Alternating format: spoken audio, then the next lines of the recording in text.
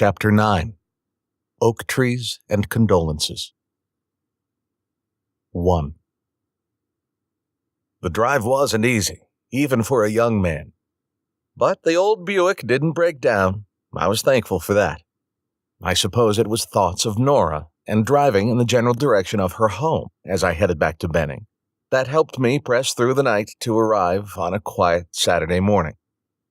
Generally speaking, this time of the week in the barracks was filled with chores, watching TV in the rec room, or sleeping. I looked both ways before walking across the through road that ran perpendicular to our long building. 608th Ordnance Company was painted in white with a red background on the sign in front. Strangely, it felt like coming home. "Sergeant Tyndall!" I heard a female voice yell with an out-of-place urgency. Then Lopez stepped out of the propped-open door onto the front step. He just stood there, then leaned back onto the rail, staring at me. "Hey, Lopez," I called. He didn't answer. He looked to his right into the door.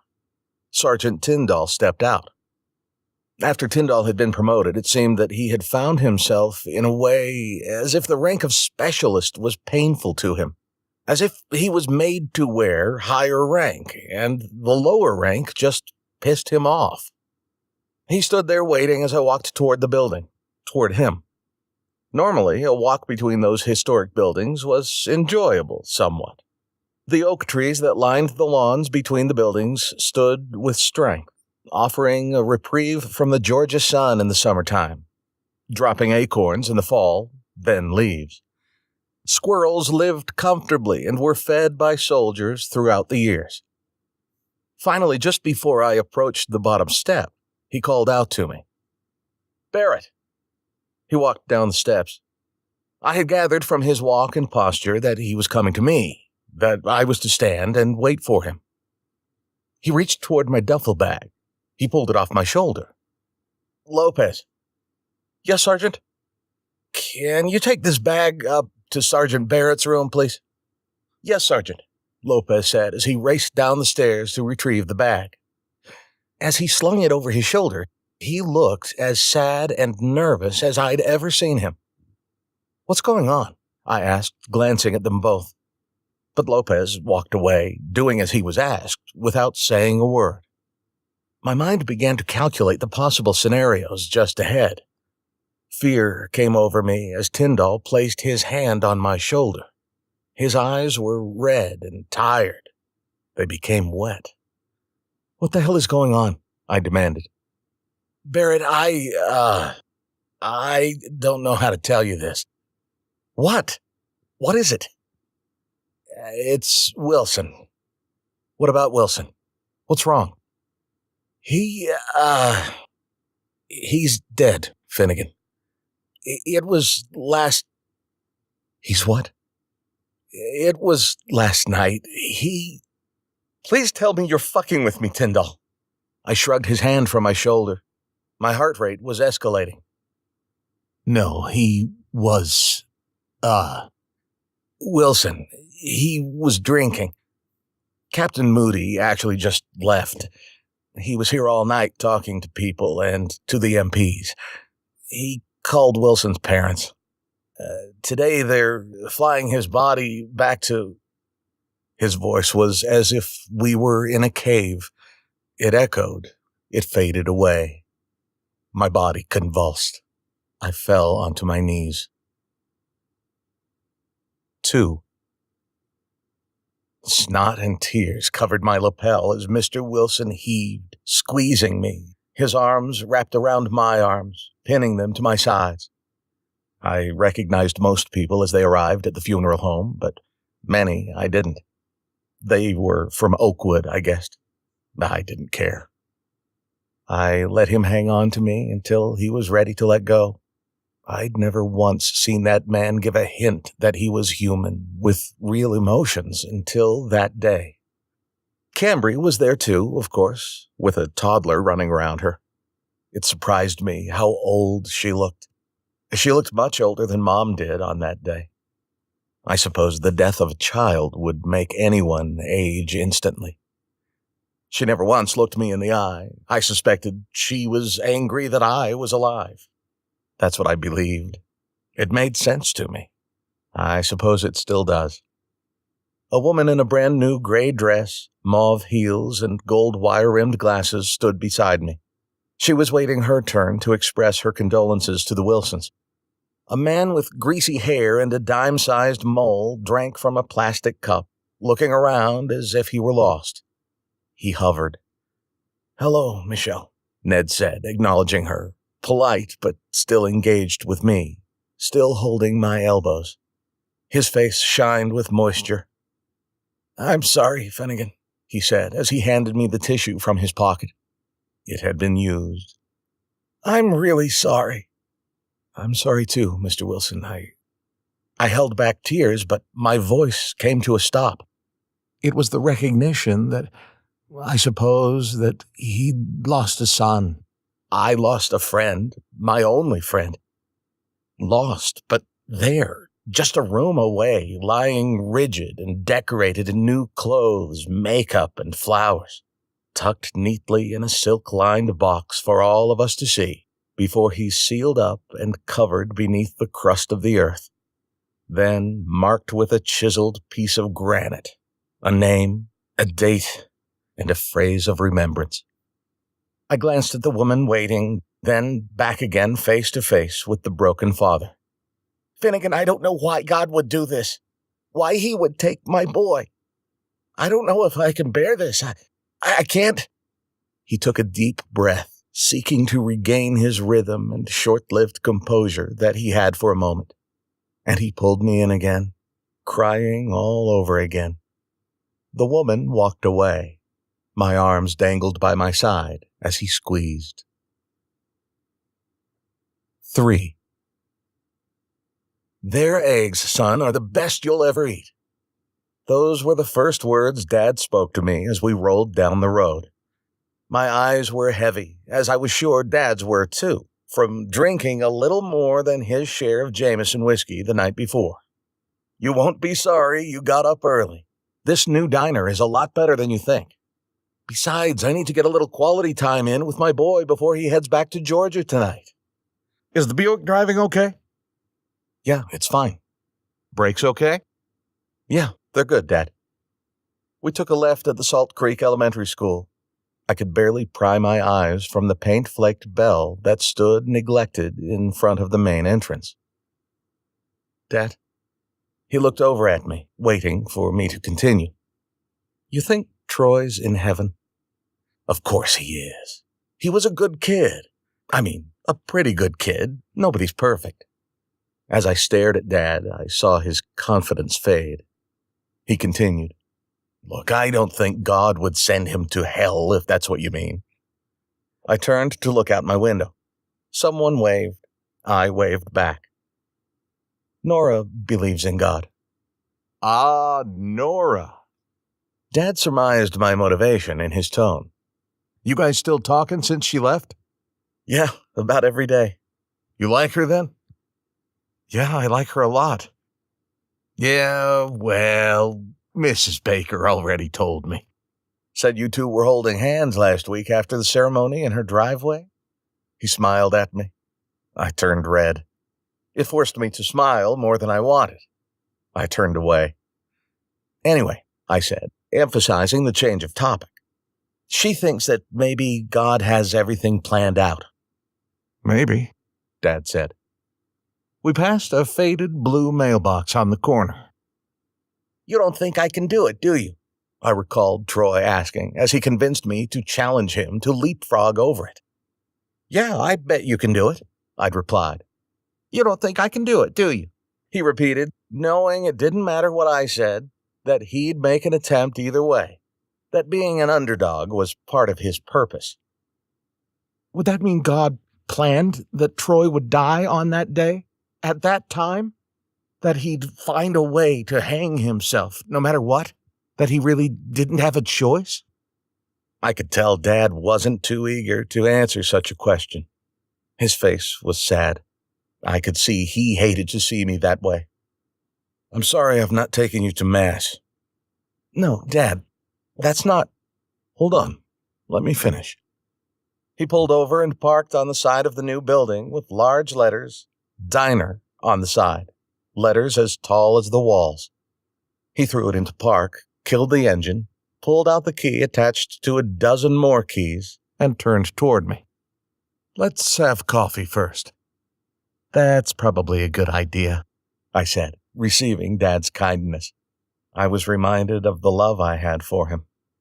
Coffee before theology? Coffee before theology. Hey, maybe that could be on a t-shirt. Dad laughed, slapping my shoulder as he opened his door.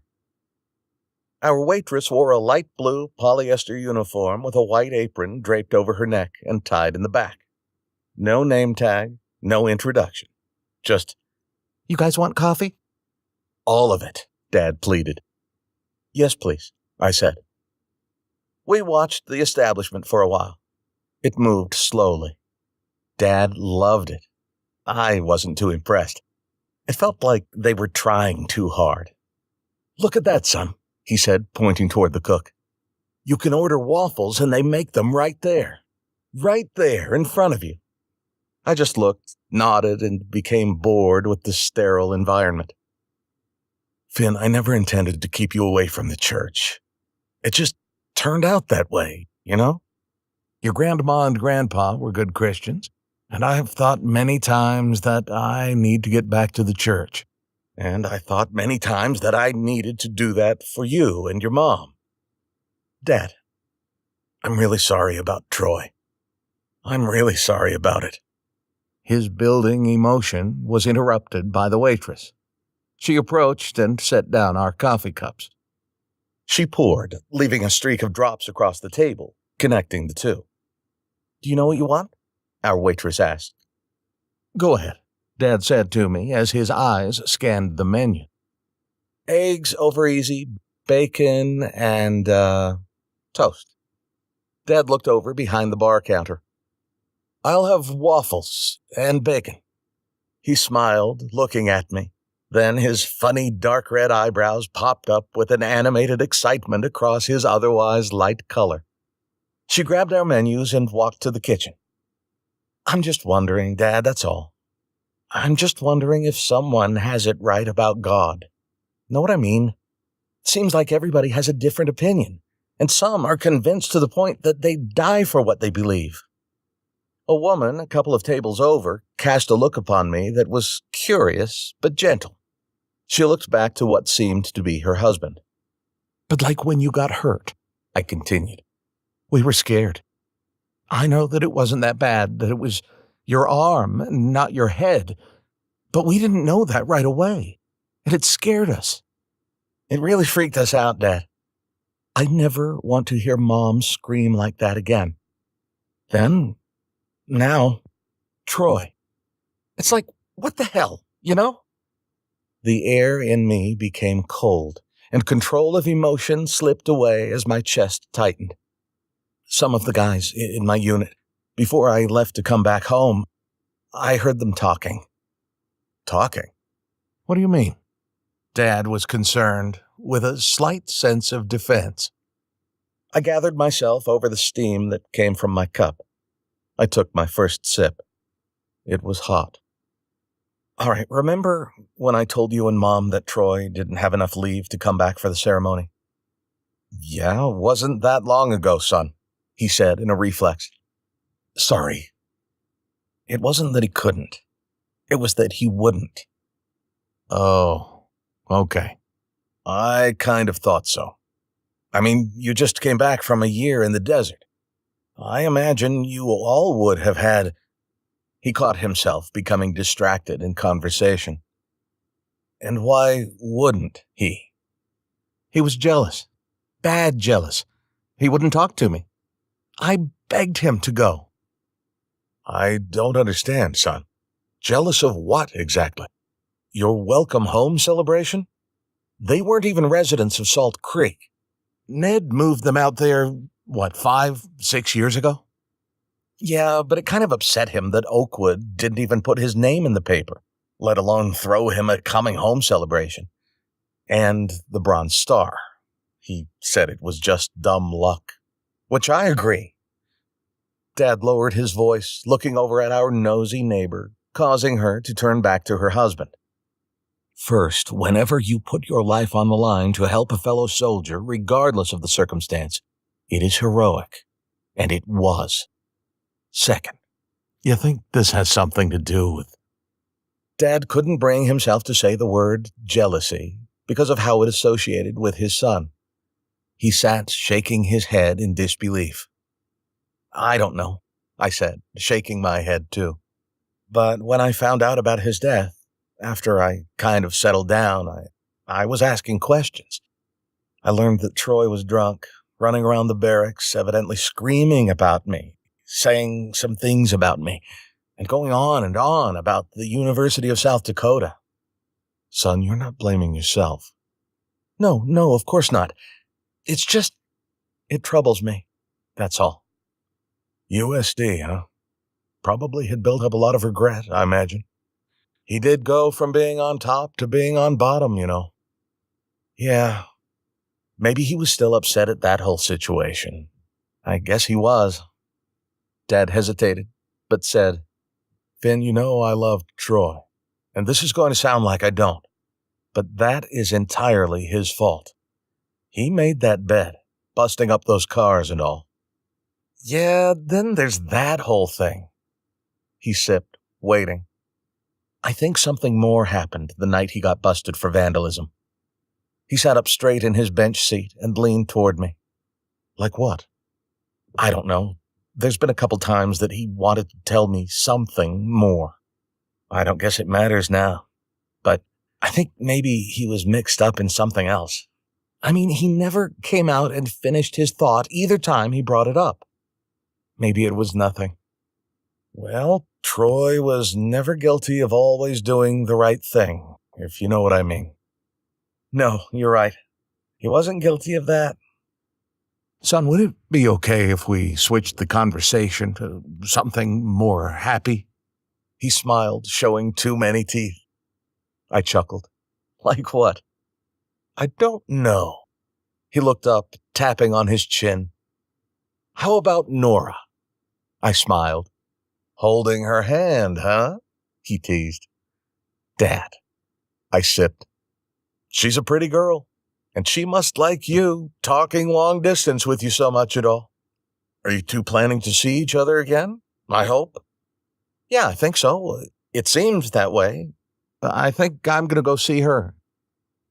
Our waitress dropped off our plates. More coffee? Dad said. Heat us up, Flo. She retrieved the coffee and topped Dad's cup off, then mine. How'd you know my name was Flo?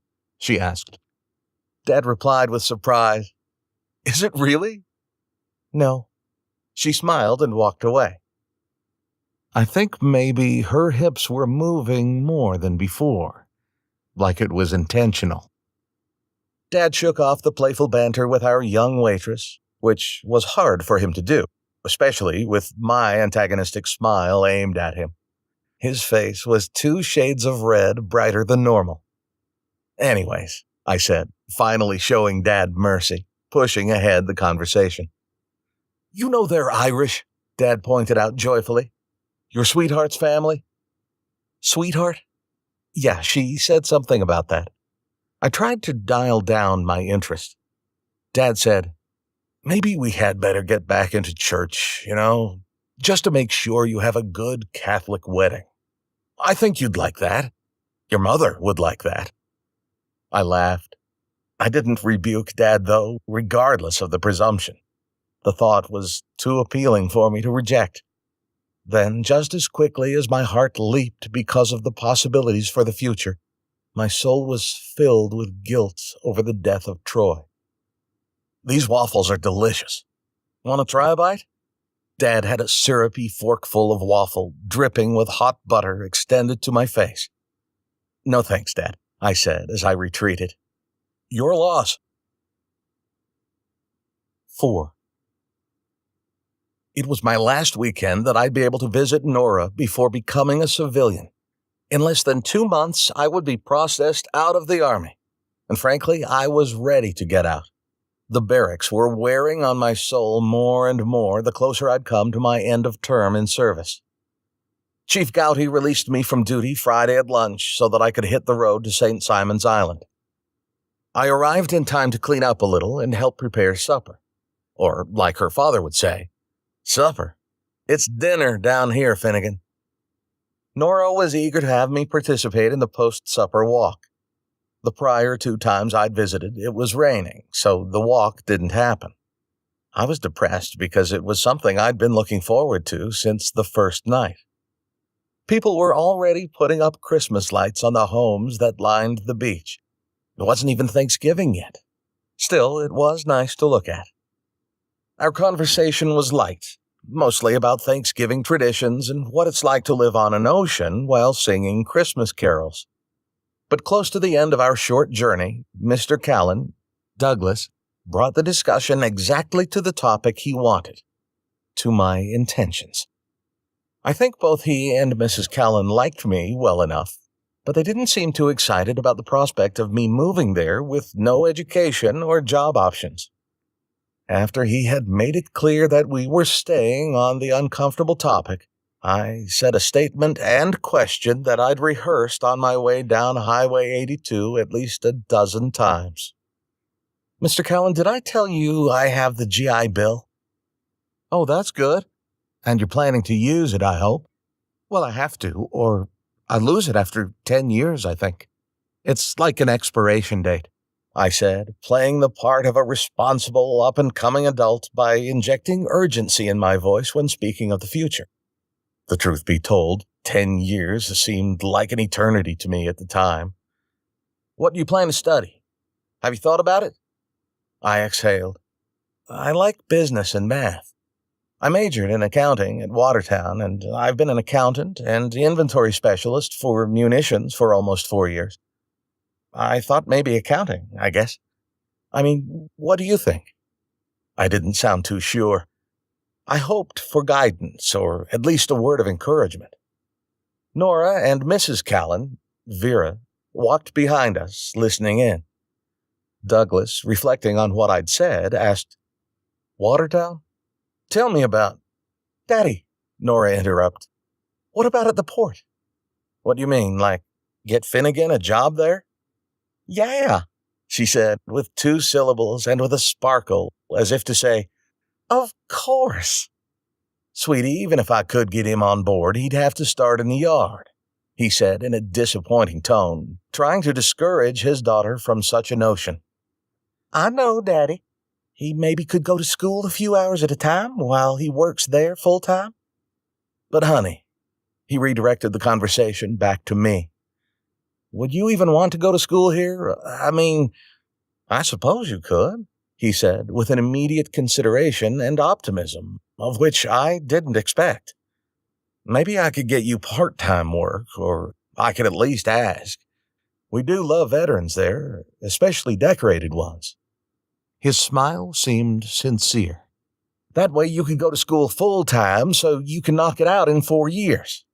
His eyes rolled back to his daughter. Or 5 years, like Nora. Daddy, Nora chirped lovingly. Honey, Vera exclaimed. Douglas walked on, looking toward the stairs as we approached the exit to the beach. He rubbed his chin. Finnegan, he asked. Yes, sir, I said to his back as he took the lead onto the staircase. I think it's time we sat down and had a talk. I looked over my shoulder to see Nora smiling. So was Vera. 5. With a heavy heart, I packed for my final leave, the one from which I would not return. I had sold my crappy stereo system, the mini-fridge, and many smaller odds and ends to a new private who was straight from AIT. The majority of my various and mostly meaningless things I'd shipped to South Dakota for Mom and Dad to store. Traveling light was essential since I'd sold my Buick and bought a motorcycle. Left were but a few T-shirts, medals, and some war memories. There was a small photo album, too, filled with photographs of Troy and I. A few items I would pack in a backpack and saddlebags. Oh, and lest I forget, I had packed the Bible sent to me by Mr. Browning in a care package that came to our camp in Saudi Arabia. I'd spent hours of my free time in the sandy wilderness reading the violent, beautiful, and confounding scriptures of the Old Testament. All else left I'd just give away, sweep away, throw away. All the stuff in my life seemed meaningless, really. Stuff. Useless. It must have been that I just packed it, that Bible, but the process reminded me of a verse I'd underlined. I dug out the Bible. I'd not opened it once since Desert Storm. I turned to the bookmarked page. Then I looked on all the works that my hands had wrought, and on the labor that I had labored to do. And behold, all was vanity and vexation of spirit, and there was no profit under the sun. Ecclesiastes 2:11. As I placed the book back into its place, something caught my attention. A sliver of white notebook paper tucked just inside the back cover. What's this? I slipped it out. It was folded like a letter would be. It had the texture of paper that had been wet once before. I unfolded it. Dear Finn, I feel like I'm writing this from a nightmare that doesn't end. I'm sorry that you're reading this. I'm sorry for acting like a crybaby just because you did something good. But more than that, I need to say something that I can't stop thinking of. I couldn't go back to Salt Creek. Things have kind of spun out of control. Mom told me a couple guys came by the house looking for me. They didn't tell me their names, but I know who it was. Brothers of a girl I met. They must have figured out my name and tracked me to Oakwood, which tells me they could easily find me in Salt Creek. Anyways, the confession. I met a girl, a waitress at the Nightlight down in Vermilion, just off campus.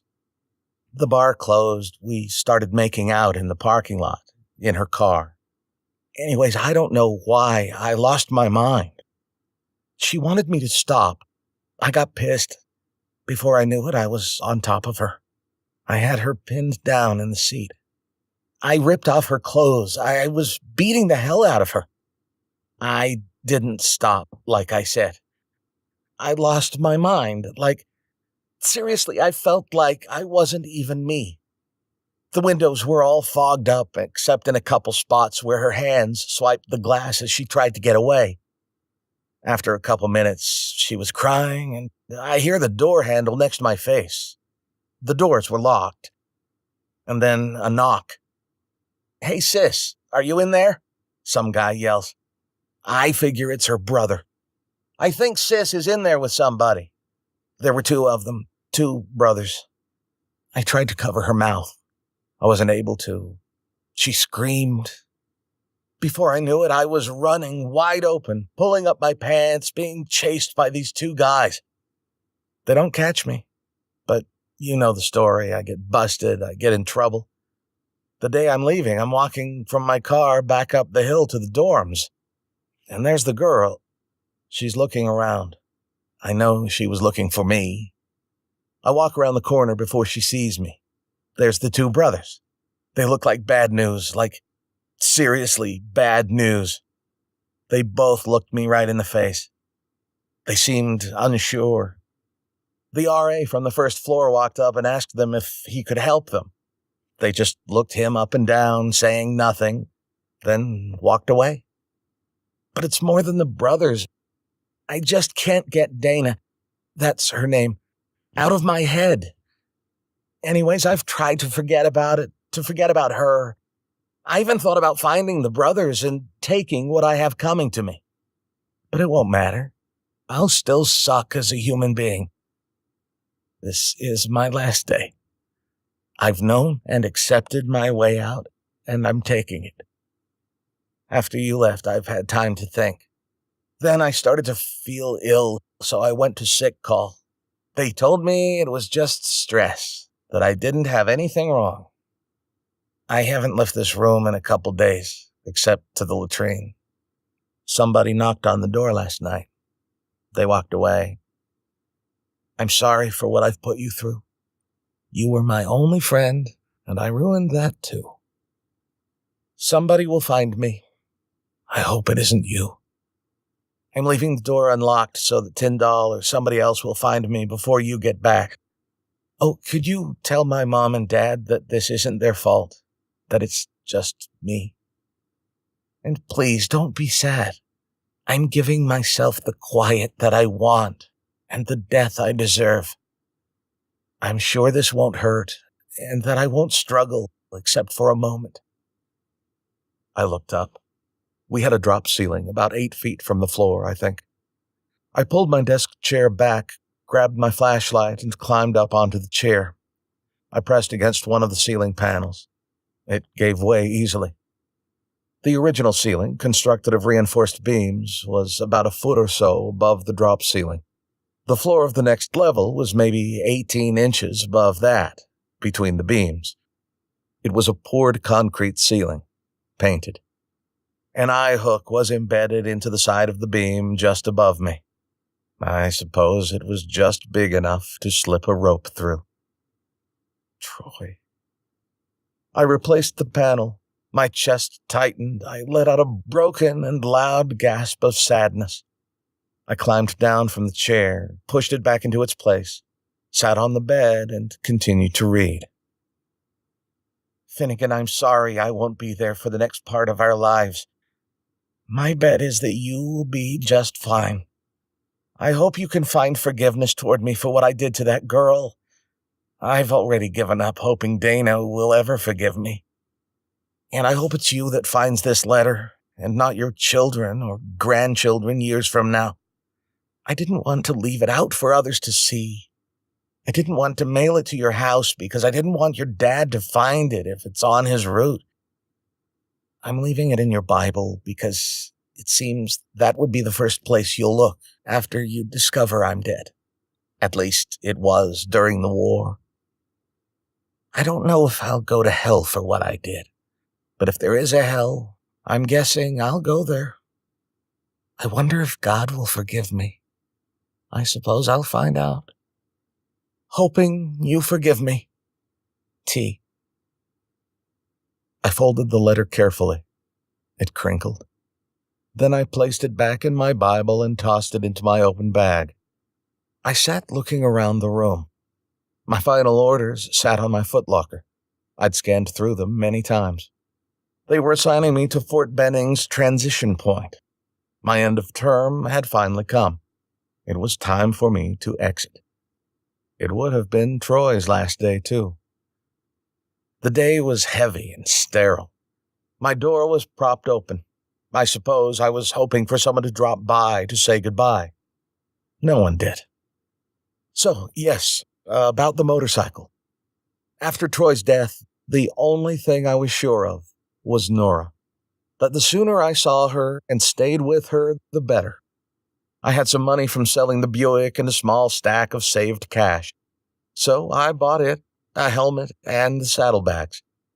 The Kawasaki 440 isn't a big bike, but it did change the way I viewed the highway and how I viewed myself. No, I didn't care that it was cold, even in Georgia. My thoughts were that it would be the perfect vehicle for St. Simon's Island most months. I know with certainty that Troy was the reason for this temporary tweak of my behavior. But then with this new information, I wasn't sure what to think about Troy or about wanting any adventure in my life.